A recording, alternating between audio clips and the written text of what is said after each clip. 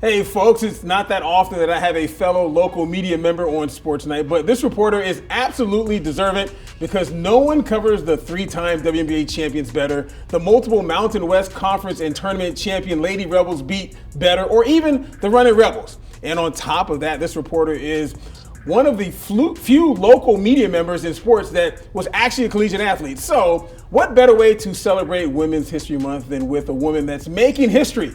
Please welcome Callie Fin of the Las Vegas Review-Journal. Hello, hello. Thank you. So, what an amazing introduction. Thank you. Oh, man, it wasn't as good as it was supposed to be, but I appreciate that. Thank you for coming in. Thanks for having me. Yeah, first question right off the bat is, I wonder with you being here answering questions, how does it feel to be on that side of things? And the fact that you're answering questions instead of asking questions. It's so cool. I feel like I imagine what this is like, especially you hear me all the time in Aces pressers. Yes. And I'm seeing, what it takes to be in the room, but to be on the other side, it's a little bit different.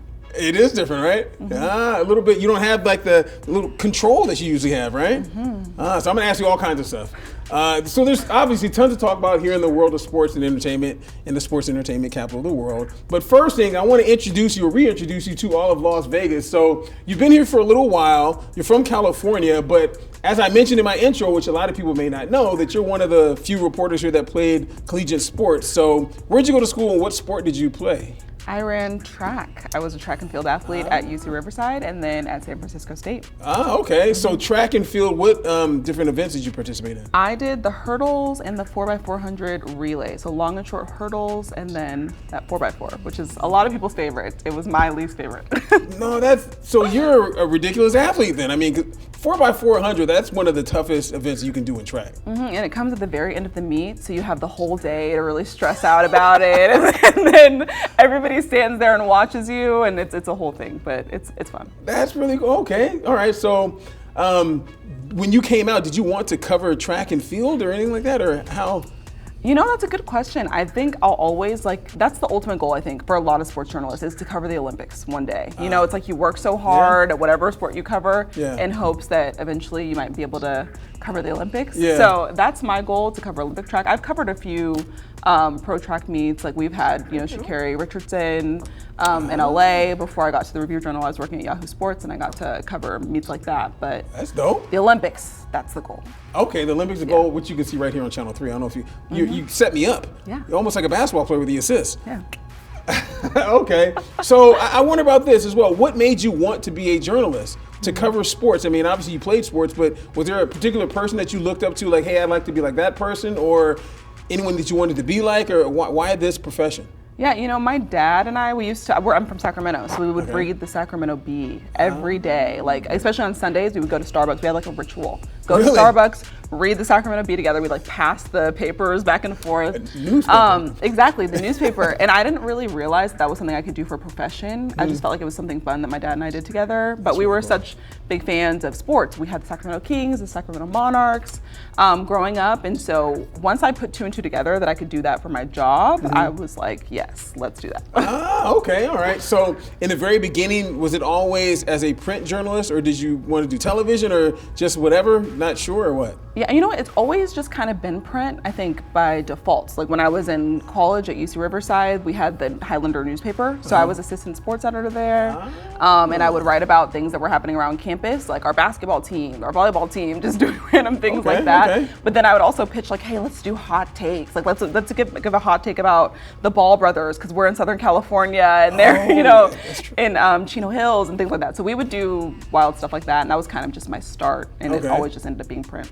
Okay, all right. So did you not have a particular person or anywhere? Did you have a particular person that, like, you know what, this person is really good at this job, I'd like to be like that person, writer or on air or anything? I don't think so. I mean, there are so many people that I look up to in sports journalism. There's so many writers that I love to read, but I don't think I had like a singular person where I thought, oh, okay, I can follow that path. Okay. And I think now I'm kind of trying to figure out, like, everybody's path is different. Yeah. 1,000%, 1,000%. And like for me getting in television and being where I'm at, like there's people that helped me along the way. Is there someone that you had like a mentor, someone that kind of helps you through? Or are you just an island? No, I've had so many people help me. Yeah, the National Association of Black Journalists is an organization that's helped me a ton. The former sports chair, Sherrod Blakely, He's like a father figure to me. It sounds like you know him. I do know Sherrod. Yeah, he's been an incredible mentor to me. But there are like so many. Like there's a writer at The Athletic named Marcus Thompson, who I'm a huge fan of, and he's looked out for me. LaChina Robinson, she does on-air stuff for the WNBA. She's looked out for me, and now I feel bad because I'm sure there's something I'm forgetting, but I've had like a big village. So many people have looked out for me and helped me out. All right, I've been on air with Sherrod. Actually, I worked in Boston, and Sherrod used to work in Boston. Yeah. At the Comcast back there, so I know Sherrod well. Something else I wonder about this: what is your favorite part of being a sports journalist? Because I mean, I know what mine is, but there's, we have a unique job. So what is something that when you tell kids or whatever is your favorite portion of doing what you do? I think it's observing and then telling the story. Like I love interacting with players and learning their stories, but then to be able to take those conversations and put them on the page, or what we're doing now, like talk to somebody about what I've learned from these players, that's really my favorite part. It's like you're the one that's shaping the story, and it's a huge responsibility. It like really you have is. to handle it very carefully, but I'm so grateful for it because it's a really cool experience. No, it really is. And the access that we have is bananas, right? Like getting an opportunity, hey, you're sitting on the floor to watch this game and that game and covering the WNBA, the Aces, and championships. Like, I guess what is maybe one of the coolest things you've covered since you've been, I mean, may not be here in Las Vegas, but I would assume it would be, but I mean, what is something like, when you tell people, this event right here that I covered is probably my favorite event I've ever covered? Okay, with an event, that's a little bit difficult, but at large, it's obviously the Aces championship this year. I mean, this past season. Oh, that's right, your first one. Well, yeah, this is my first championship that I got to cover, because my first year on the job, they got eliminated in the semifinals, and that was a three-peat year. They were going for a three-peat, and so that was a really disappointing loss. I remember being on the floor for that and feeling all the feelings. What was different for that loss? Right. Your first year, and they're no, I'm kidding. Yeah, that's a good one. I'm not saying. I'm just no. But then, this past season, I mean, they went through it. Okay, they had it was one of the worst losses in the history of the WNBA. A 53-point loss to the Minnesota Lynx, and then went on in a historic win streak. And I was there for every game, chronicling every game of that season-ending win streak. And so that was really cool to witness. And A'ja Wilson was at the helm of that. She was a 4-time MVP, the only WNBA player who can say that. I mean, she is. I mean, I hate to be dramatic, but if you want to say she is the best player holding a basketball, women's basketball player who is holding a basketball right now, it's not hyperbole. It's not hyperbole. She is unreal, and we get to witness that firsthand. She's still in her 20s. She's still in her 20s. That's crazy. Yeah. That she could be that good. I recently saw a post on Instagram where it talked about A'ja Wilson and this is terrible. Played for the Minnesota Lynx. Nafisa Collier. No, used to play for the Lynx, but retired. Went to Connecticut as well. Maya Moore. Yes. And they talked about who's better. And Maya Moore was a monster. Oh yeah. A monster. But when you really think about it and look at things, it's hard to say that someone. I'm like an old guy, so I think of nostalgia and all that kind of stuff. Yeah. But I mean, A'ja legitimately could be the best player ever, and she's still got 10 years left. Yeah, I mean, if you think about it this way, she was Defensive Player of the Year, or Co-Defensive Player of the Year this year, MVP, Finals MVP. You can go down the list. Scoring champion. She set a rebounding record. She's done all these different. I mean, it's absurd. You don't see things like this all the time. She's very, very good. Very, very good. So with that being said, my own segue. Man, I'm good at this. Let's talk about the WNBA right now, because right now the WNBA, the 3-time champion Aces, I mean, they have an opportunity to maybe not play the season. I don't know. What have you heard about the fact that the season starts May 8th, or supposed to start? Collective bargaining agreement. They've been in talks for over a week now. What have you heard about whether or not they're going to sign something, or they're not going to sign something, or? Yeah, I mean, to say we're running out of time would be an understatement. We're actually past that point. The WNBA came out last month and said that if there wasn't a deal signed by March 10th, then we would be looking at delays. So we're a couple days past that, and they are on day 6 currently, as we speak, in New York. There are reporters who are camped out of a hotel in New York waiting. Would you want to do that? I would do it. If I could, obviously we had to be here covering Mountain West Championships, but if I didn't have Mountain West Championships, I'd probably be there on the ground with my peers. Boots on the ground. Okay. Yeah, all right, go ahead. I mean to cut you off. But yeah, they are really staking out those negotiations that have been happening for the past week. This is day 6. They're really honing in on a revenue share and housing. And so I think unless they can get the league to budge on revenue share, which it's not seeming like they will, then we are looking at even more delays. But right now, it's guaranteed that there will be a delay. But what I've heard, you asked me what players have been telling me, all of them have said they're really dedicated to playing a season. Like, they're desperate. They want to play a season. They feel like a strike would be the worst case scenario. They got momentum. They got Big Mo on their side. Exactly. But they're just hoping that the WNBA will continue to negotiate with them in good faith, which it seems they are if they've been talking for 6 days straight. Yes. Okay. So with that being said, especially for Las Vegas, because that's what people care about here, we have like 3 championships in 4 seasons, right? Like, talk about momentum, and we got the best player in the world and everything else as far as like here in Las Vegas.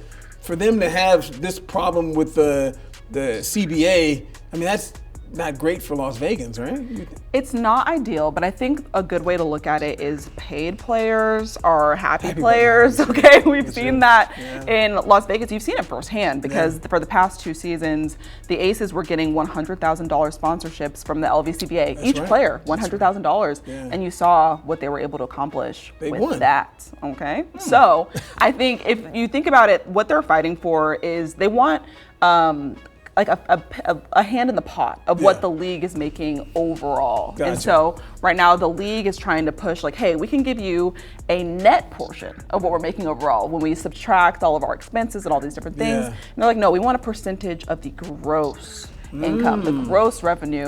Gotcha. And that's really what they're fighting for. Okay. So with that being said, have you paid attention to Unrivaled at all with the, you know, the Chelsea Grays and the Jackie Youngs of the world? I mean, because it seems like the Aces players are out there balling in Unrivaled. Have you been paying much attention to that? Absolutely. How can you not pay attention when Chelsea Gray is balling out of her mind? She's doing things on the court that, you know, you see her do exciting things with the Aces, but she's doing things that she probably just wouldn't be able to do with 5 players on the court. We have three exactly. She's Michael Jordan shimmying. There's only 3 people on the court, so there's more space, and she really thrives in that environment. She's the MVP for a reason. And it's been really cool to just watch her thrive. And you're right, Jackie is there. Jewel Lloyd is not there this year, but she was there that last year. I think Jewel Lloyd is supposed to be playing in something called Project B. So Project B. I like that initial. I really like that initial. Okay. All right. So moving along with women's sports, the Lady Rebels. Like this year was the first year that the Lady Rebels didn't win like the Mountain West Conference regular season championship. Right? They won it. I don't know, was it 4 years in a row? I believe before this season. Lindy LaRock, obviously, in my opinion, which, you know, it's my show, I give it, best coach in the Mountain West as far as like, she's done a phenomenal job. This year had, you know, she had some issues as far as like, because she had a lot of talented players leave. How do you think the portal, I guess, has treated the Lady Rebels in a sense of them losing players, not necessarily in the fact of them getting players? Yeah, I think last season was rough to think that, okay, this is the first year that we haven't been able to, you know, secure our place in the NCAA tournament. That's 3 straight NCAA tournament bids before last season. And so then to lose like 3 key players and then some seniors who graduated. Oh, that as well, yes. I think the seniors are key because those are the players that were there through all of the success. So then they run out of eligibility, then you lose 3 players to the transfer portal, and that's really difficult. I know that when I spoke to Lindy in the offseason, she was really excited about who she was able to, you know, recoup and get out of the transfer portal, but it goes both ways. And something that she said is that, you know, nobody's gonna come to UNLV just for NIL. They don't have the type of money that can draw players just for that. And that's gonna be an issue for both teams, not just for the Lady Rebels, but also for the Runnin Rebels. Like, not having a huge NIL budget, it can become difficult. I was thinking that as well. What do you think about, as far as like, to me, something I noticed at going to Lady Rebel games, the Cox Pavilion, I mean, it's a smaller venue, but they did a pretty good job of filling it. I remember when Baylor played there, had a nice little crowd. Lindy's done a fantastic job. I mean, she's, you know, shaking hands and kissing babies and talking to folks and whatnot. Do you see, I don't know, somewhat of a way to kind of, that UNLV can do to actually bring more fans to? Because I know that's an issue for the men as well. Yeah, well, I was going to say, I don't think that's a problem at all for the women. They are really successful. Their games at Cox Pavilion are essentially full almost every home game. And so I think that something that Lindy does really well is, like you mentioned, community outreach. She speaks to the crowd after every single game. She invites fans to pose for photos with players, and she has her players sign things. So I don't think that that's the thing. I think it's more like marketing those players beyond the community is what's going to be the next step. It's like, how do you build their social media brands? And these are things that like they don't pay me the big bucks to figure out. This but is true. Somebody will have to look into that because that's kind of the next step. That's where we are in the current landscape of college sports. I got you. And moving to the Runnin Rebels, in fact, you got an opportunity to cover them this year. You didn't cover them last year, but this year was your. I did cover them last year. You did last year as well? Yeah. That's what I thought. Okay. Shame on Bryan.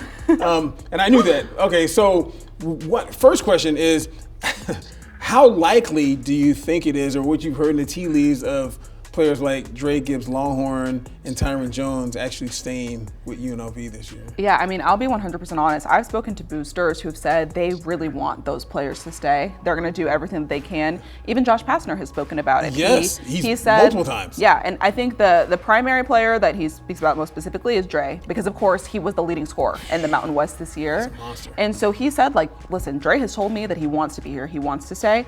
But Pastner has also been open about the fact that money is going to play a big role. And Pastner has gone in pressers and said, listen, I'm willing to fundraise, I'm willing to bang on doors and do whatever I need to do to make sure we have the money to pay these players. That's what's going to come down to. It's not about that whether or not they like UNLV or things like that. Exactly, because I think it's clear that they do. Tyron Jones, Dre Gibbs Longhorn, they are really beloved by the UNLV community at this point. It's about, can UNLV come up with the cash to make them stay?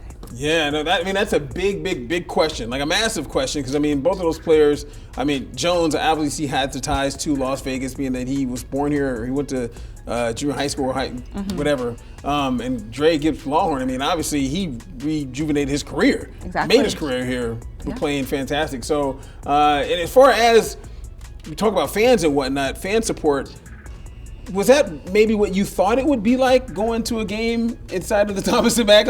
Or what were your idea of thinking what it would be like going to a Thomas and Mack game before you got here?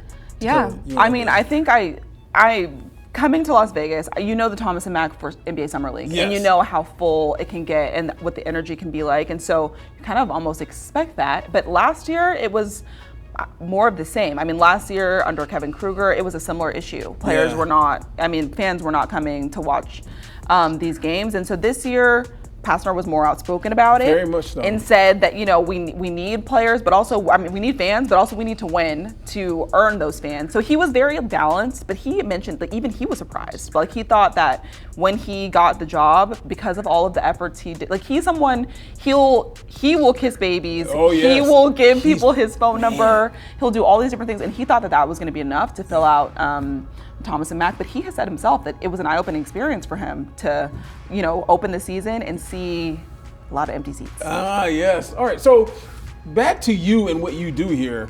How much have you enjoyed being in Las Vegas? You know what I mean? Like the fact that you're from California, you said you worked for Yahoo in Southern California, so I'm assuming you got a chance to, you know, go to some of the professional sports out there and just, you know, seeing what it's like there. But being in Las Vegas, the boom of a sports town that it is, like how much have you enjoyed covering the different teams that you've been able to cover here in Las Vegas? It's so incredible. I mean, it's once in a lifetime. Like when you think about all the opportunities that are here, the Aces are the premier team in the WNBA, if you ask me. And then, like you said, UNLV is such an interesting school. It's like not just for, I also covered football my first year here. So I did football, men's and women's basketball, UNLV.